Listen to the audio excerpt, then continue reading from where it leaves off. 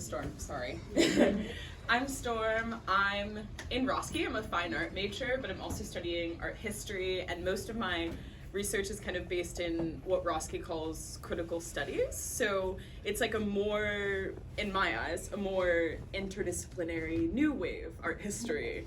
And that kind of translates a lot into my interest in spatial theory and how museum missions materialize through their architecture and the teaching methods of museum architecture specifically. So my primary case study for my research for Mellon has been the Los Angeles County Museum of Art. I picked this as a case study as a result of their most recent reconstruction. So LACMA has torn down their main building and is bringing this new, very elusive structure into Los Angeles. So I'm going to be talking about the kind of art historical and sociocultural implications of a new building as such.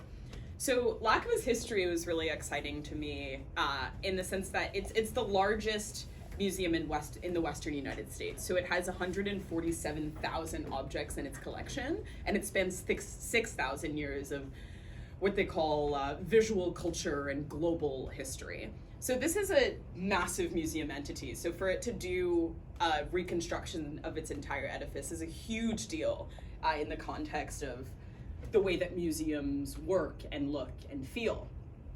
So the original LACMA, these are the buildings, it opened in 1965, and it came in this wave of trying to access Los Angeles as this like new hub for art. It's the first standalone museum in Los Angeles of this size. So it has this extreme visual cultural gravitas in Los Angeles as well as the country at large. Something really important about LACMA's original architecture is that it was on this like these elevated podiums. So it's like a hovering building in the center of Los Angeles. So I was super interested in what this means conceptually. A building that floats above ground, a building that's white and Puritan, a building that is modernist and follows the Southern California inside-outside philosophy of life.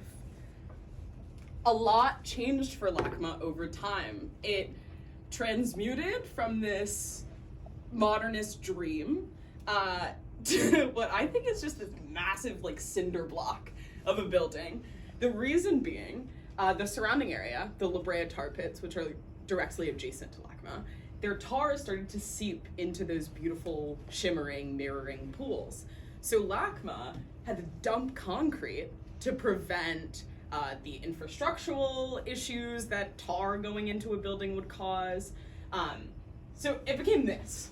And this center entity is what's gone now. That's what's being reconstructed. So as you can see, if you're looking at a campus that now I believe is like around 2 acres, but it will expand to 3.5. If you're looking at a campus of this size, if this center building is gone, massive impact.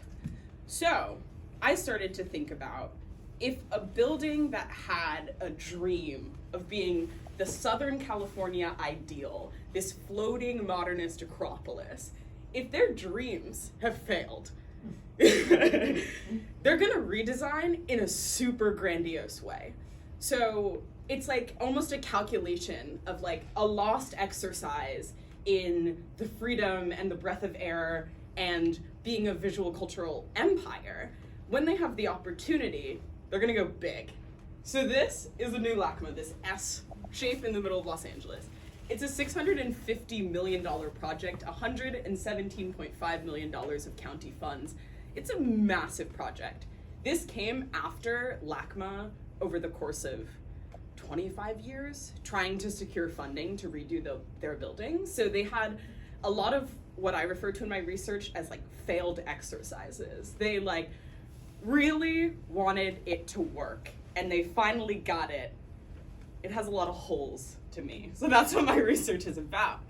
So this amoeba, as I refer to it in my research, is comprised of seven glass and semi-transparent pavilions, all of them which have this raised quality that we see here. So we see them going back to this initial idea of like the floating structure.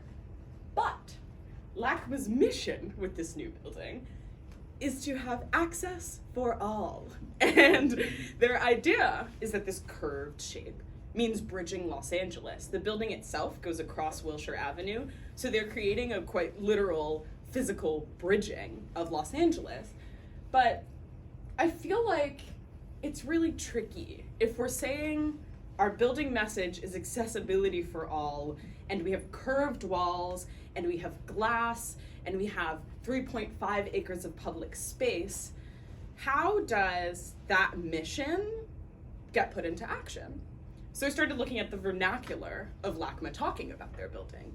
They have community updates every single day of construction.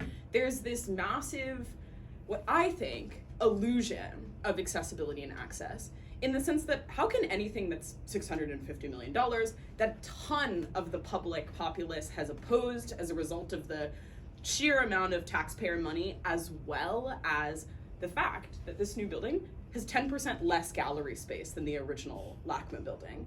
So there's a really slippery slope happening here when you're just building a new shimmery entity, but you threw some curved walls in it, and all of a sudden, it's accessible.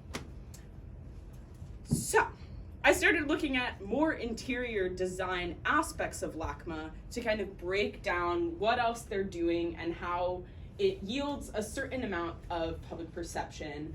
I feel like it's very clear that a lot of my research is rather critical of LACMA. But the thing is, I don't blame LACMA itself. I blame the sociocultural conception of what we put around museums. We associate museums as these monolithic structures. Think about the Metropolitan Museum of Art. You know, you're approaching this glorious temple, and they're trying to subvert that in a lot of ways, but I would argue that it's just the more lust-worthy second cousin of the original museum. I don't really think it's subverting that much. What I think it is doing is creating a new wave of understandings of what museums might look like, but I think what's really the task here is to figure out how the inside can match the outside. So in terms of concept and teaching methods.